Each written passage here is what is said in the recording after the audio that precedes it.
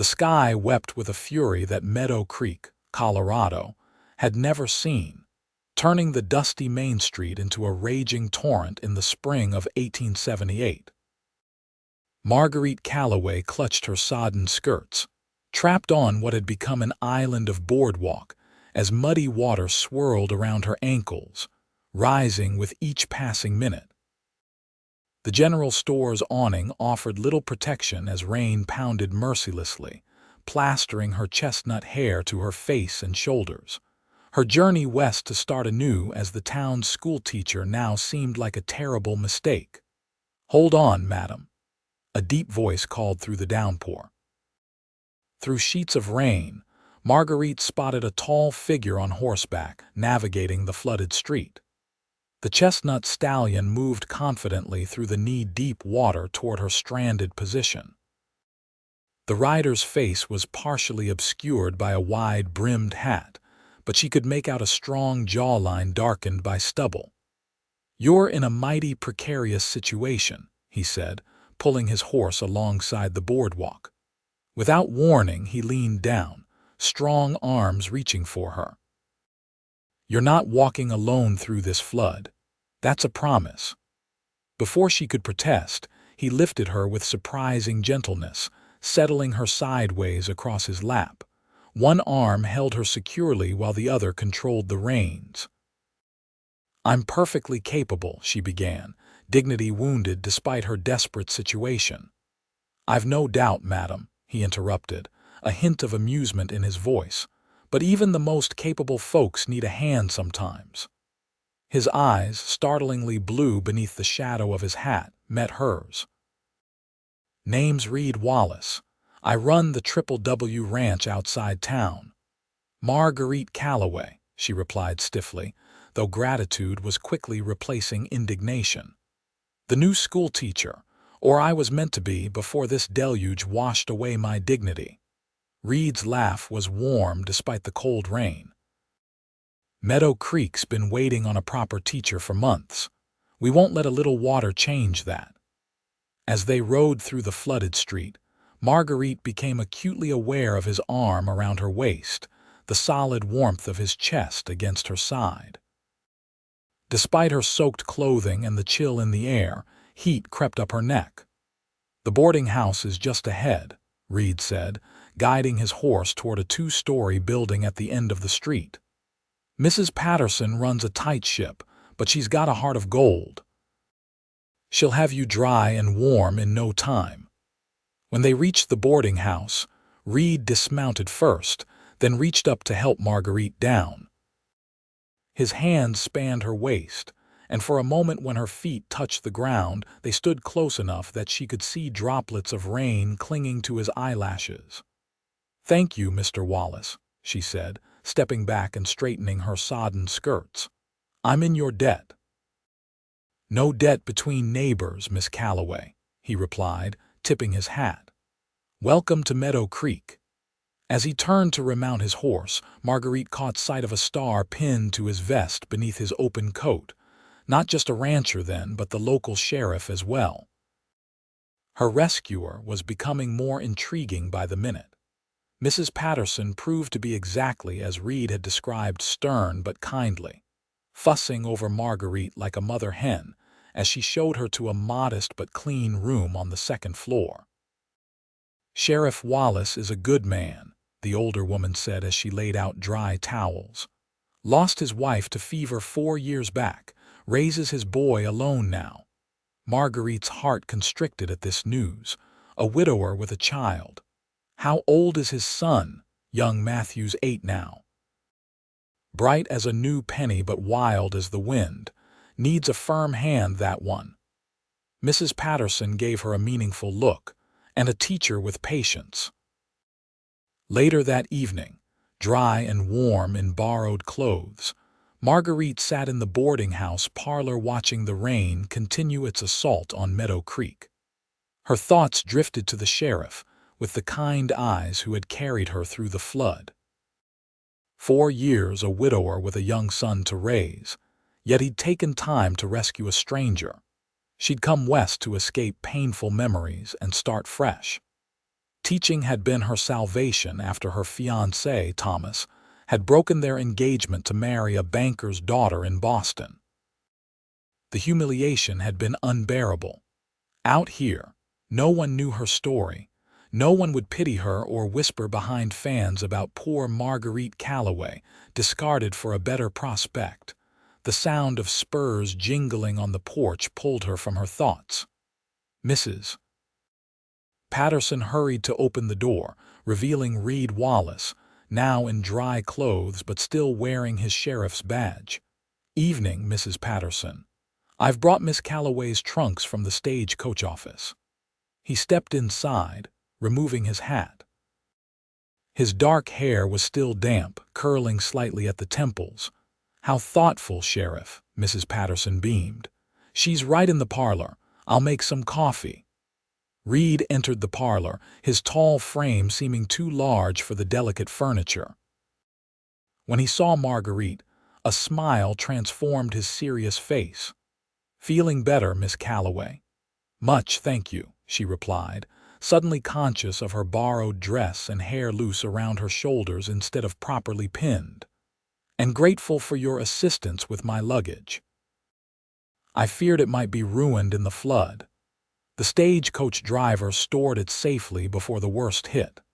Reed sat in the chair opposite her, his posture straight but not stiff. "I wanted to check if you're still planning to take up the teaching position. The schoolhouse took on some water, but nothing that can't be fixed in a few days. Of course, I've signed a contract and I intend to honor it." Marguerite lifted her chin. "A little flood won't deter me, Sheriff Wallace." His eyes crinkled at the corners when he smiled. "I never thought it would, just wanted to be sure." He hesitated. "My boy, Matthew, he'll be one of your students. He's spirited." The careful way he chose his words made Marguerite smile. "You mean he's a handful?" Reed's laugh filled the room. "That's putting it kindly." His mother was better at managing his energy. "I do my best, but between sheriffing and running the ranch." He shrugged, a gesture of masculine helplessness that Marguerite found oddly endearing. "Every child has potential, Sheriff. It's just a matter of finding the right way to direct their energies." Mrs. Patterson brought in coffee, and their conversation turned to the town, its people, and the challenges of frontier life. Reed spoke with quiet authority about Meadow Creek, pride evident in his voice despite acknowledging its shortcomings. As the evening wore on, Marguerite found herself increasingly drawn to this man, who seemed to carry the weight of an entire community on his broad shoulders, yet spoke of it as a privilege rather than a burden. When he finally stood to leave, she felt a strange reluctance to see him go. "School begins Monday, assuming the flood recedes," she said, walking him to the door. "I'll come by tomorrow to check on you," Reed replied, settling his hat on his head. "Maybe show you around town if the weather permits." "I'd like that," Marguerite said, surprised by how much she meant it. The next morning dawned clear and bright, as though the previous day's tempest had been nothing more than a bad dream. Meadow Creek was transformed in sunlight, a charming if rough-hewn frontier town nestled in a valley surrounded by the majestic Rocky Mountains. The flood had receded, leaving behind mud and debris but no lasting damage to the sturdy buildings. True to his word, Reed arrived mid-morning, this time without his badge but still carrying the quiet authority that seemed as natural to him as breathing. "The town looks different without a river running through its center," Marguerite observed as they walked along the boardwalk, stepping carefully around muddy patches. "Happens every few years," Reed explained. "Snowmelt from the mountains combines with spring rains. Usually not this bad, though." As promised, he gave her a tour of Meadow Creek, the general store owned by the affable Mr. Henderson, the small church where services were held when the circuit preacher came through, the doctor's office where the elderly Dr. Simmons had served the community for 20 years, and finally, the schoolhouse. The building was simple, but found a one-room structure with rows of benches facing a teacher's desk on a raised platform. Sunlight streamed through windows that needed washing, illuminating the water stains on the wooden floor. "It's not much," Reed said, watching her face for reaction. "The town scraped together funds for new books and supplies. They should arrive on next week's stage." Marguerite walked to the teacher's desk, running her fingers along its scarred surface. "It's perfect," she said sincerely. "A place of possibility." Something in her voice made Reed look at her more closely. "You really mean that?" "I do." She turned to face him. "Education changed my life, Sheriff Wallace. I want to offer these children the same opportunity." His expression softened. "Call me Reed, please. At least when I'm not wearing the badge. Then you must call me Marguerite." The moment stretched between them, filled with something unnamed but palpable. "Pa, Pa!" The schoolhouse door banged open as a small whirlwind with Reed's blue eyes and a mop of unruly dark hair burst in. "Mr. Henderson said you were." The boy skidded to a halt, mud-caked boots leaving tracks on the newly dried floor as he spotted Marguerite. "Who are you, Matthew?" Reed's voice held a warning. "Mind your manners." The boy straightened, suddenly aware of his rudeness. "Sorry, madam." Marguerite smiled, stepping forward with her hand extended. "I'm Miss Calloway, the new teacher, and you must be Matthew Wallace." Matthew shook her hand solemnly, assessing her with the direct gaze of childhood. "Are you strict?" "The last teacher was real strict. Made Jimmy Williams stand in the corner all day for putting a snake in her desk." "Matthew," Reed groaned. Marguerite bit back a laugh. "I believe in fair consequences. Did Jimmy deserve his punishment?" Matthew considered this. "Well, it wasn't a poisonous snake." This time Marguerite couldn't contain her laughter. Reed joined in, and after a confused moment, so did Matthew. "I think we'll get along just fine, Matthew Wallace," Marguerite said, "as long as you keep all reptiles outside where they belong." Matthew grinned, revealing a missing front tooth. "Yes, madam." As they left the schoolhouse, Matthew ran ahead to inspect a particularly interesting mud puddle, leaving Reed and Marguerite to walk side by side in companionable silence. "He's delightful," she said finally. "Full of life." Reed's expression was a mixture of pride and exasperation. "He's a good boy, just needs direction." "Don't we all?" Marguerite murmured. Reed glanced at her, curiosity evident. "What brought you west, Marguerite, if you don't mind my asking?" "Most Eastern women don't choose frontier teaching positions unless they're running from something or toward something important." The perceptiveness of his question caught her off guard. "Perhaps a bit of both," she admitted. "I needed a fresh start." Reed nodded, not pressing for details she wasn't ready to share. "Well, Meadow Creek is a good place for beginnings." Over the next few weeks, Marguerite settled into life in Meadow Creek. The schoolhouse was cleaned and prepared. 23 students of varying ages enrolled, and she found herself embracing the challenges and joys of frontier teaching with unexpected enthusiasm. Matthew Wallace proved to be exactly as advertised: bright, restless, and in constant motion. Yet beneath his mischievous exterior, Marguerite discovered a sensitive boy with a quick mind and natural leadership abilities. She learned to channel his energy rather than suppress it, making him her assistant for science demonstrations and allowing him to help younger students with their letters. Reed often came to walk her home after school, their conversations becoming the highlight of her days. Sometimes, Matthew joined them, regaling Marguerite with elaborate tales of ranch life or asking endless questions about the world beyond Colorado.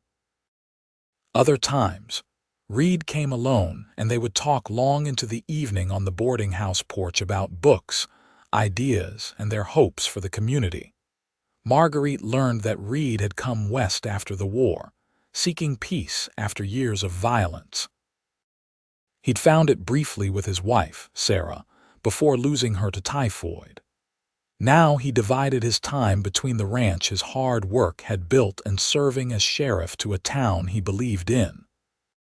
In turn, she gradually shared pieces of her own story, her childhood in Boston, her passion for education, and eventually, hesitantly, the broken engagement that had sent her fleeing west.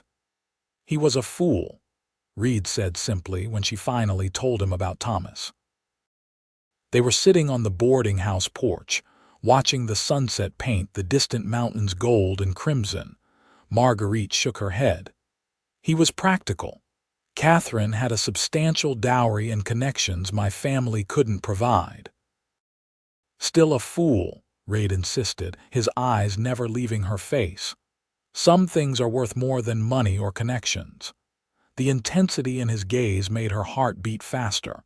"Such as integrity, intelligence, kindness." His voice dropped lower. "The way your eyes light up when you talk about your students, the patience you show my son, your courage in coming west alone."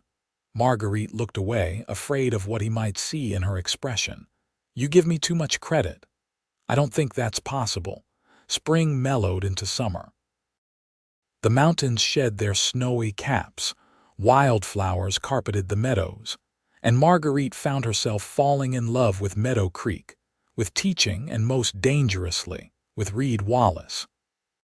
She tried to guard her heart, reminding herself of past pain and the complications of caring for a man with responsibilities to a child, a ranch, and an entire town. Yet each time Reed appeared at the schoolhouse door, hat in hand and a smile warming his features, her resolve weakened. July brought the town's Independence Day celebration, a grand affair with a picnic, games, dancing, and fireworks ordered specially from Denver. As schoolteacher, Marguerite helped organize the children's recitations and patriotic songs, working closely with the celebration committee, which included Reed. The night before the celebration, they stayed late at the town hall, finalizing arrangements. "I think that's everything," Marguerite said, reviewing her list by lamplight. "The children are prepared, the food committee has assigned dishes to everyone, and Mr. Henderson has the fireworks secured in his storeroom." Reed nodded, rolling up a hand-drawn map of the fairgrounds. "It's going to be a fine celebration. You've done a remarkable job with the children's program." "They did the hard work," Marguerite demurred. "I just provided guidance." "That's what makes you a good teacher." Reed hesitated, then added, "Sarah would have liked you." The mention of his late wife startled her. Reed rarely spoke of Sarah, though her presence lingered in the careful way he sometimes chose his words, and in the sad smile he wore when watching Matthew sleep. "I hope we would have been friends," Marguerite said softly. Reed stepped closer, close enough that she could see the fine lines at the corners of his eyes. "She would have valued your kindness to our son, your intelligence, your strength." "Reed, let me finish," he said gently. "I've been alone a long time, Marguerite. I never expected to feel this way again. Never thought I'd meet someone who could make me look forward instead of back." Her heart pounded so loudly she was certain he must hear it. "What are you saying?" "I'm saying that tomorrow night I'd be honored if you'd save a dance for me. Just one. And maybe we could talk about possibilities." Possibilities. Such a simple word for such a complicated concept. "I'd like that," she whispered. The Independence Day celebration exceeded everyone's expectations. Children performed flawlessly. The picnic tables groaned under the weight of home-cooked dishes, and the weather cooperated with clear skies and a gentle breeze. Marguerite wore her best dress, blue calico with white trim, and Mrs. Patterson had helped her arrange her hair in an elaborate style, adorned with a single white ribbon.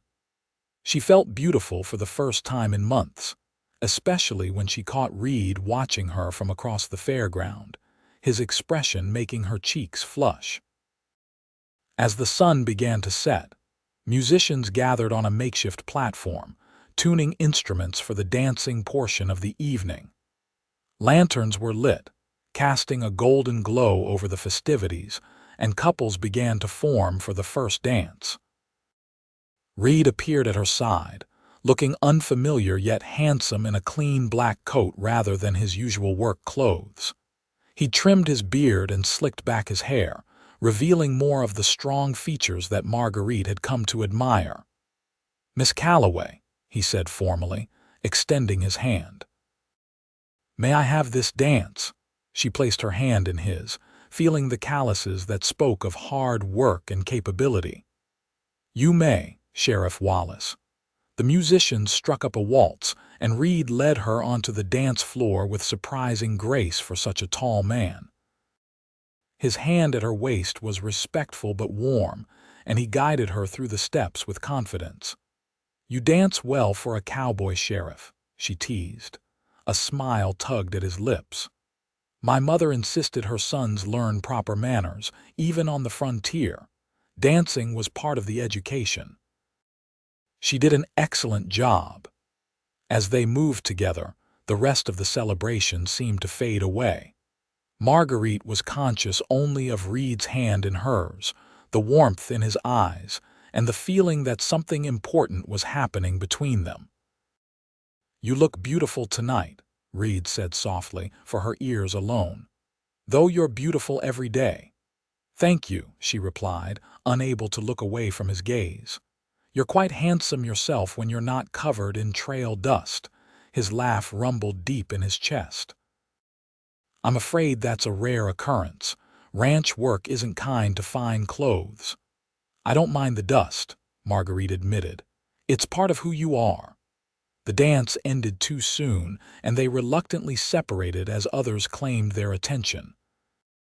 Throughout the evening, however, they found themselves gravitating toward each other, sharing knowing smiles across the dance floor, standing side by side during the fireworks display, his hand occasionally brushing hers in the darkness. As the celebration wound down, Reed offered to walk her back to the boarding house. The night was clear, stars scattered like diamonds across the velvet sky, and a nearly full moon illuminated their path.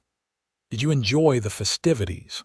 Reed asked as they strolled slowly through the quiet streets. "Very much. The whole town came together beautifully," Marguerite smiled. "And you, did you enjoy yourself more than I have in years?" He stopped walking, turning to face her. "Because of you." The simple declaration hung in the air between them.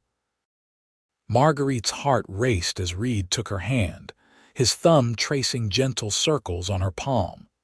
"Marguerite, I know it hasn't been long, but I've never been more certain of anything in my life. You've brought light back into my world and into Matthew's. I find myself thinking about you when you're not there, looking forward to seeing you again, wondering what you'd think about the smallest things." "Reed," she whispered, hardly daring to believe what she was hearing. "I'm not asking for promises yet," he continued. "Just permission to court you properly. To see if what I feel, what I hope you might feel too, could grow into something lasting." Marguerite looked up at this man, who had quite literally carried her through a flood on the day they met, and had been steadily carrying her heart ever since. "Yes," she said simply. "I'd like that very much." His smile was like sunrise breaking over the mountains. Slowly, giving her every chance to step away, he leaned down and pressed his lips to hers, a gentle, questioning kiss that held both restraint and promise. When they parted, Marguerite felt as though the world had shifted beneath her feet. This wasn't the calculated affection she'd known with Thomas, but something deeper, truer, and far more frightening in its intensity. Summer passed in a golden haze of happiness. Reed courted Marguerite with old-fashioned courtesy, bringing wildflower bouquets to the schoolhouse, taking her on Sunday drives in his wagon, and introducing her to the beauty of the surrounding wilderness on carefully planned excursions that often included Matthew. The boy, initially wary of sharing his father's attention, soon warmed to Marguerite's genuine interest in his activities and her willingness to listen to his endless stories. By August, he was asking her opinion on everything from fishing techniques to his reading assignments, and his behavior in school improved remarkably. On a warm evening in late summer, Reed took Marguerite to see his ranch for the first time. The Triple W was modest by Colorado standards, but impressive in its neatness and the obvious care with which it had been built. A two-story house of solid construction stood surrounded by cottonwood trees, with well-maintained corrals, a large barn, and several outbuildings completing the homestead. "It's beautiful," Marguerite said sincerely as Reed helped her down from the wagon. "So peaceful." "Sarah chose the location," Reed said, his voice holding remembrance but no longer the sharp edge of grief. "Said she wanted to see the mountains from the porch every morning."